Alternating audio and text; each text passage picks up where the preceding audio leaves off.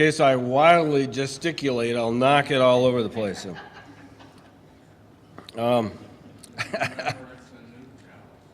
Okay, all right. So this guy sees a sign in front of a house, and it says, "Talking dog for sale." And he rings the bell, and the owner tells him, well, the dog's out in the backyard. So the guy goes into the backyard, and he sees this mutt sitting there, and he says, "You talk?" "Yep," the mutt replies. "So what's your story anyway?" Well, the mutt kind of gets thoughtful and looks up and says, "Well, I discovered this gift pretty young, and I wanted to help the government. So I told the CIA about it. And in no time, they had me jetting from country to country, sitting in rooms with spies and world leaders, because no one figured a dog would be eavesdropping, I was one of their most valuable assets and spies for 8 years running. But, jetting around really tired me out, so I knew I wasn't getting any younger, and I wanted to settle down. So I signed up for a job at the local airport to do some undercover security work, mostly wandering around near suspicious characters and listening in. And I uncovered some incredible dealings there and was awarded a whole batch of medals. Had a wife, a mess of puppies, and now I'm just retired. And the guy's just amazed. And he goes back in and he asks the owner what he wants for the dog. And the guy says, "Oh, $10. And the guy says, "I'll buy him, but this dog is amazing. So why on earth are you selling him?" And the guy replies, "He's such a liar."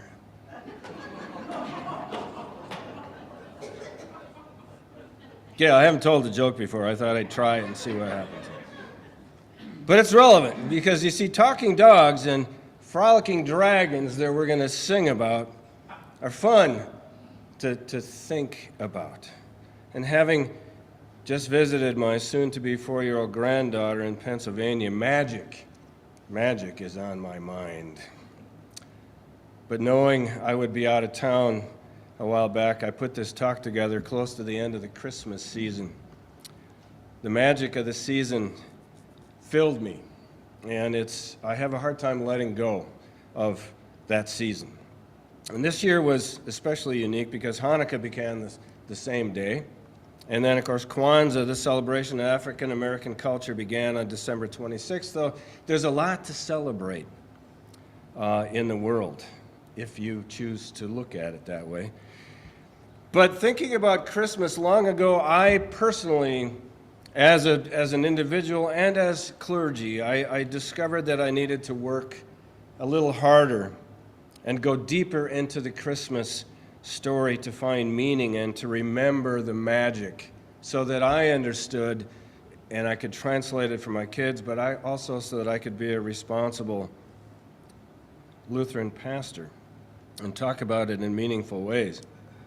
But before I pursue this, I found some interesting inspiration for this talk from a song written in 1965 by, anybody recognize this guy? John Sebastian. Yeah, in The Lovin' Spoonful. How many of you remember The Lovin' Spoonful? Okay, it's not a shame to remember it, okay? One particular song that I liked was Do You Believe in Magic? And that's the topic for today. Do you believe in magic is a love song about this idea and the reality that love and music are magical. And they live in our hearts, and part of the magic is they free us. They speak to our soul, and they make us happy.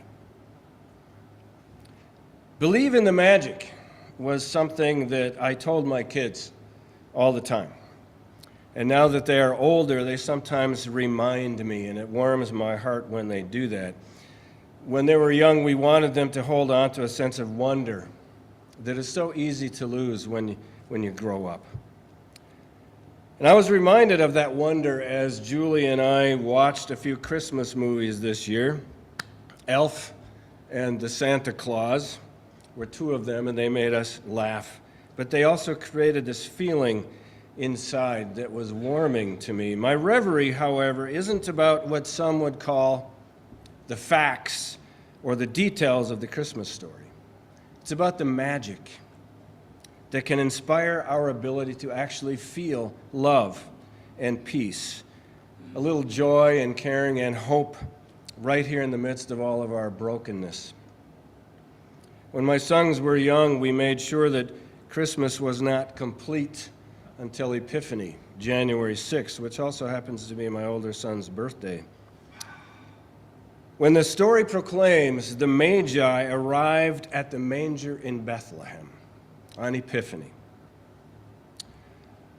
But let me tell you first about Belgian Catholic theologian Edward Schillebeeckx, who was one of the most important voices during the period known as Vatican II, when some major changes were made within the Catholic Church. In his final message to his theological colleagues at a symposium held in his honor in 2008, and if you'll watch, this is a little magic trick I'm going to do. He described his belief that, poof, there is no salvation outside the world. He believed the mystery of God is to be encountered in human life and in creation. And so for Schillebeeckx, the creative and the saving presence of God's grace becomes manifest or present wherever human persons minister to one another, especially to the neighbor who is in need.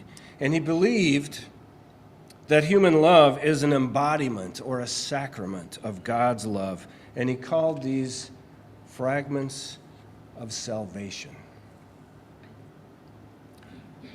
Now, I understand that critical thinking people, like all of us in this room probably, have a difficult time believing in the miracles of the Christian story that make it unique among religions in the world. And to this, Schillebeeckx responded, poof, something happened that is not explainable.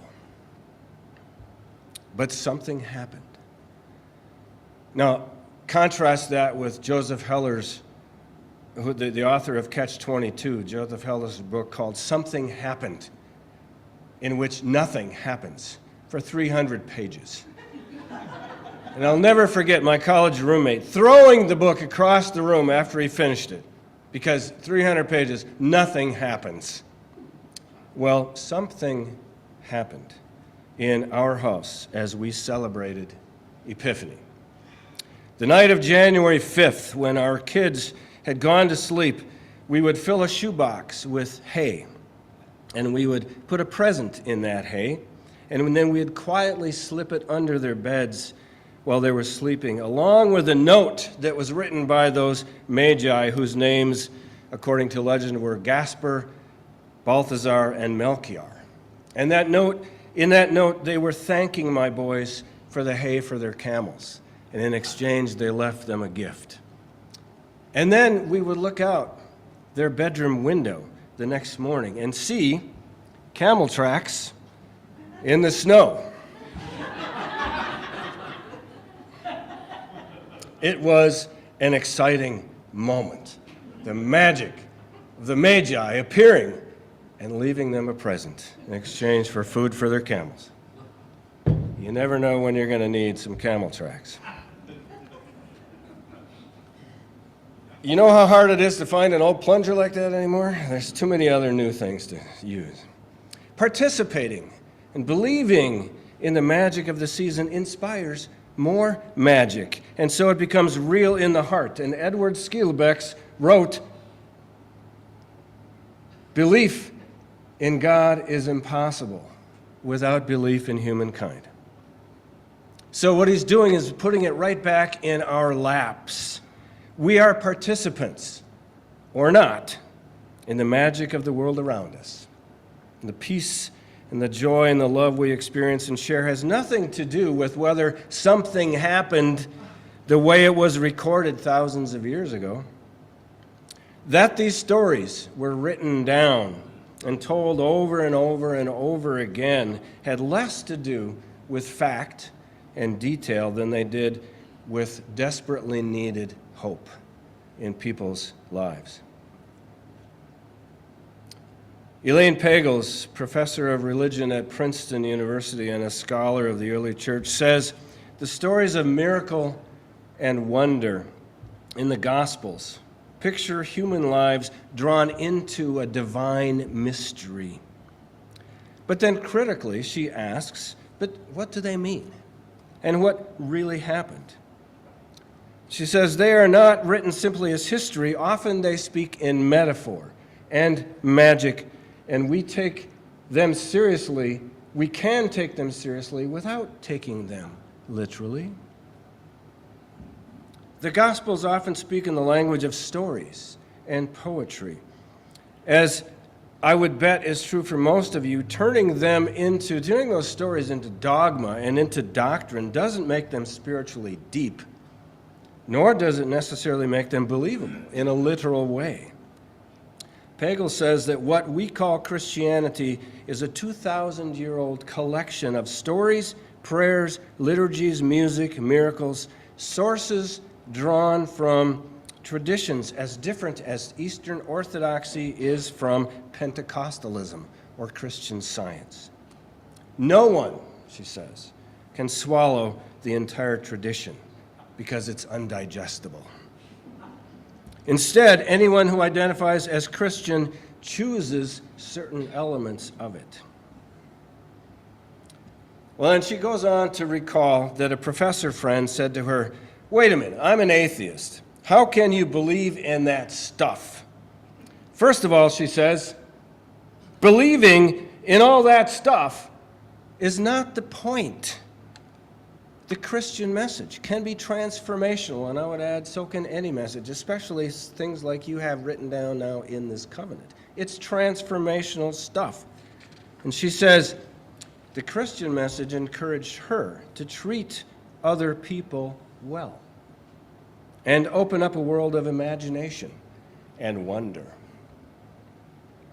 There's a power and a magic in the story.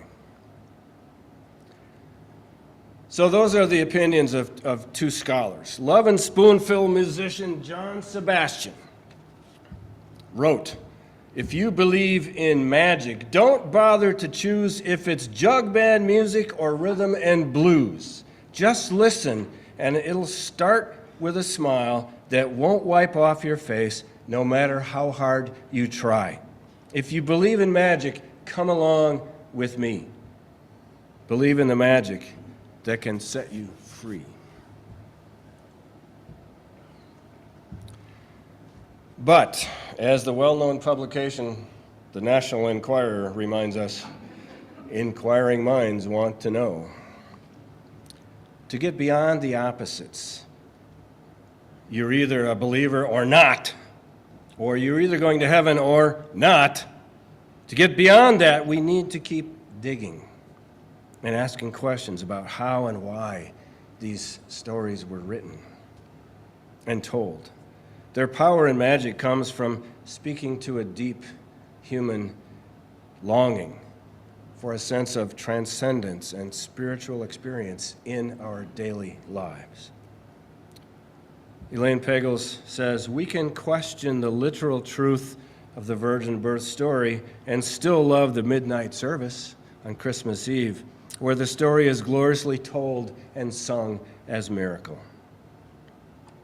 As Irish poet Seamus Heaney writes,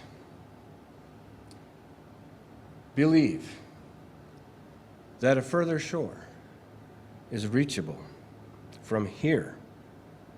Believe in miracles. And I'll leave you with one more piece of magic. From Howard Thurman, poet. When the song of the angels is stilled, when the star in the sky is gone, when the kings and princes are gone, when the shepherds are back with their flocks, then the work of Christmas begins. To find the lost, and to heal the broken, to feed the hungry, to release the prisoner, to rebuild the nations, and to bring peace among the people, and to make music in the heart. The magic of a story can change the world. Do you believe in magic? Amen.